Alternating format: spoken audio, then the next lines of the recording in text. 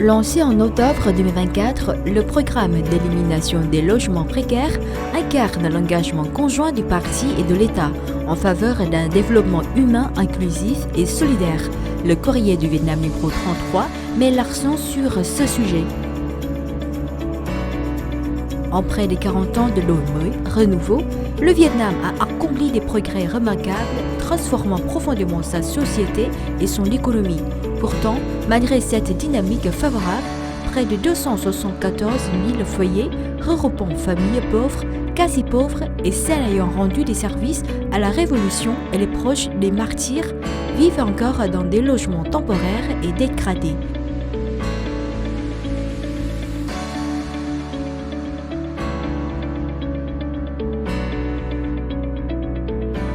Le programme d'élimination des logements temporaires et dégradés a été mis en œuvre de manière homogène à l'échelle nationale grâce à une coordination étroite entre les ministères, les agences centrales et locales et la participation active de la communauté.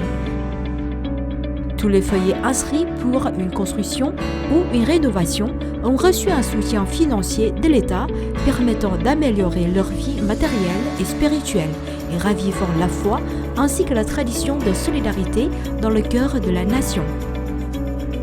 Les forces armées participent également activement à ce mouvement par des centaines de milliers de journées de travail, de milliards de dons et des moyens logistiques considérables.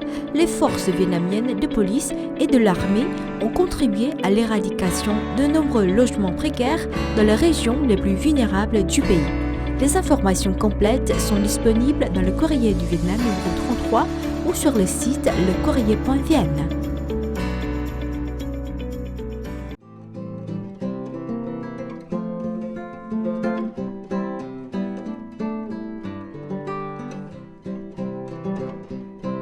La médiathèque de l'Institut français d'Hanoï est depuis longtemps un lieu familier pour les enfants de 6 à 11 ans.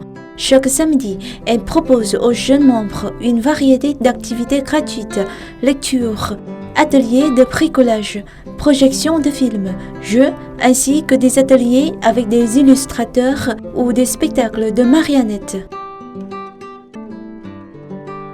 Toutes les activités sont menées en français avec un accompagnement en vietnamien, durent environ 1 heure et sont entièrement gratuites pour les enfants titulaires de la carte de la médiathèque.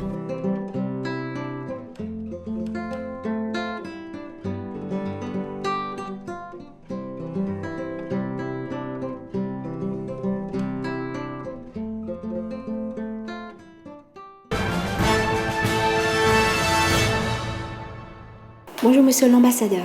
Bonjour Madame. Pour la première question, les relations entre la France et le Vietnam ont connu une accélération très majeure depuis fin 2024. Et quel regard portez-vous sur cette séquence diplomatique très intense et quelles perspectives concrètes en attendez-vous? Oui, effectivement, depuis maintenant un peu plus d'1 an, nous avons beaucoup travaillé pour renforcer la relation et je dois saluer en particulier l'impulsion très forte que le secrétaire général, M. Tholam, a donné en ce sens, en décidant quelques semaines après sa nomination à la tête du Parti communiste et à la tête de l'État, puisqu'à l'époque il était également président de la République, sa décision de venir en France dès le mois d'octobre 2024 pour le sommet de la francophonie de Paris-Villers-Cotterêts et pour une visite bilatérale extrêmement importante lors de laquelle il a proposé l'élévation de la France au statut de partenaire stratégique global. Et depuis ce moment-là, nous travaillons intensément à donner corps à ce partenariat stratégique global en partant du principe que nos 2 pays partagent des intérêts et des visions communes, partagent une histoire, ont des affinités fortes au plan culturel, les échanges humains. Et donc, bien tout cela s'est traduit au moment de la venue du président de la République, d'Emmanuel Macron, en visite d'État ici au mois de mai, par la signature d'une 30aine d'accords qui illustrent dans toute leur diversité l'intensité de la coopération entre nos 2 pays et qui ont marqué la volonté très forte de nos pays d'affronter ensemble les défis internationaux, de travailler à renforcer nos souverainetés, nos autonomies stratégiques ensemble, avec nos partenaires, c'est-à-dire ceux de l'ASEAN ici, de l'Union européenne de l'autre.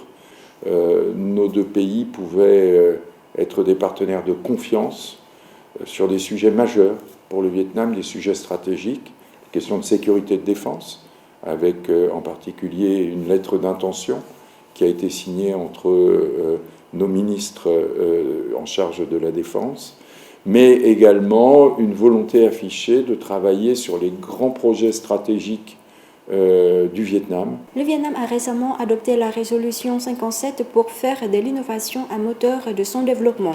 En quoi ce texte marque-t-il un tournant et comment la France, en tant que partenaire stratégique global, accompagne-t-elle cette stratégie nationale?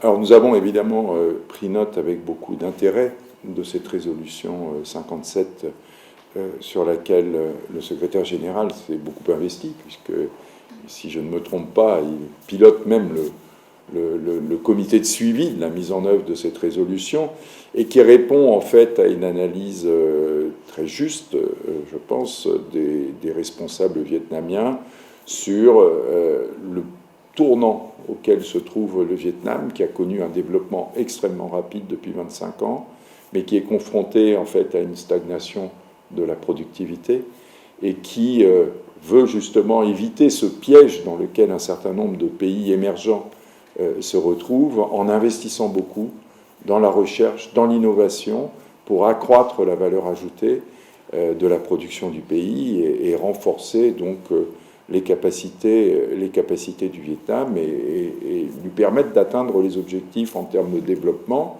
mais aussi de respect d'engagements pris par le Vietnam. Je pense à ceux qui sont pris dans les COP sur le climat pour atteindre la neutralité carbone en 2050.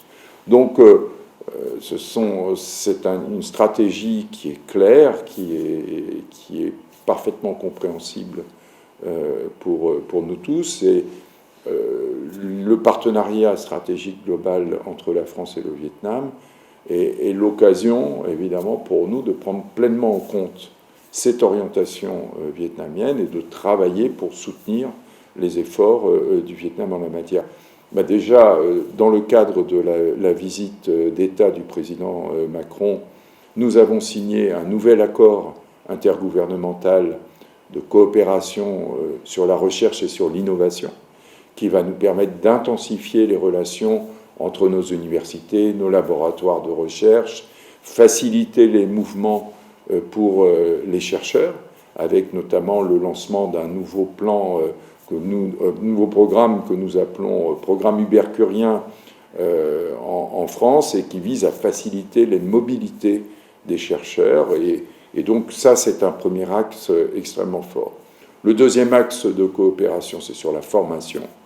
Et donc en la matière, nous souhaitons nous appuyer encore plus sur les 3 universités franco-vietnamiennes qui sont déjà développées depuis plusieurs décennies au Vietnam. Je pense à l'Université des sciences et techniques de Hanoï, qui maintenant a atteint un rythme de développement tout à fait intéressant et qui va permettre de répondre en partie aux besoins du Vietnam en termes de formation de techniciens supérieurs et d'ingénieurs. Je pense aussi au programme de formation des ingénieurs d'excellence qui a permis déjà à des milliers d'étudiants vietnamiens d'obtenir un diplôme d'ingénieur reconnu par la France, reconnu en Europe, et donc qui leur permet aujourd'hui de travailler dans les administrations comme dans les entreprises vietnamiennes au meilleur niveau. Donc là, nous allons continuer ce travail. Et puis également le 3e campus, qui est le CFVG, le Centre franco-vietnamien de formation à la gestion, qui délivre un quart des MBA au Vietnam et qui a toute sa place aussi dans l'accompagnement du développement économique du Vietnam. Et puis dernier axe, c'est qu'il y a beaucoup de projets de coopération économique, de coopération industrielle, Et nous veillons avec les entreprises françaises et en partenariat avec les Vietnamiens à ce que tous les projets qui sont élaborés intègrent à chaque fois beaucoup de formation, de transfert de technologie qui permettront d'aller dans le sens voulu par les autorités vietnamiennes. Quelles sont les collaborations les plus emblématiques entre entreprises françaises et vietnamiennes dans le secteur d'avenir? Il y a déjà de très nombreuses entreprises françaises sont présentes ici, ou des entreprises créées par des Français qui vivent au Vietnam et qui participent aussi à ce développement parce qu'évidemment elles ont des relations privilégiées avec la France. Alors les grands secteurs, on les connaît. Bon, il y a l'aéronautique tout d'abord, qui est un secteur commercial important puisque le Vietnam est un des très grands marchés internationaux pour Airbus, et on l'a vu encore récemment avec les commandes de Vietjet lors de la visite présidentielle et lors du Salon du Bourget. Mais au-delà de ça, le Vietnam commence à être aussi un partenaire économique de développement. Airbus, maintenant, fait fabriquer depuis plusieurs mois des portes pour les A320 ici au Vietnam. Ça montre qu'on est en train d'avoir ces premiers transferts de technologie, l'insertion d'entreprises du Vietnam dans cette chaîne de valeur très exigeante de l'aéronautique. Et à l'avenir, il y aura sans doute encore davantage d'intégration. Donc l'aéronautique, c'est un axe avec Airbus, avec Safran, avec Thales, etc. Je voudrais signaler également le fait que nous travaillons dans le domaine spatial.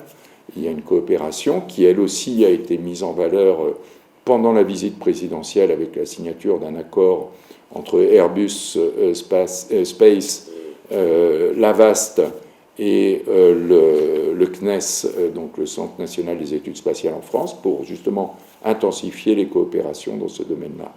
Donc voilà, ça c'est un premier secteur. Les transports, nous en avons parlé tout sur le ferroviaire.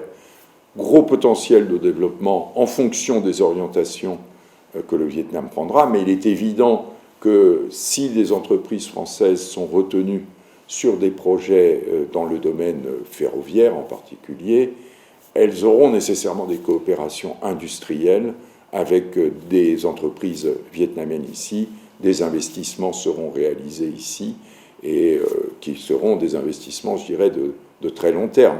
La santé, l'exemple de l'accord entre Sanofi et VNVC montre que nous avons là un domaine d'excellence.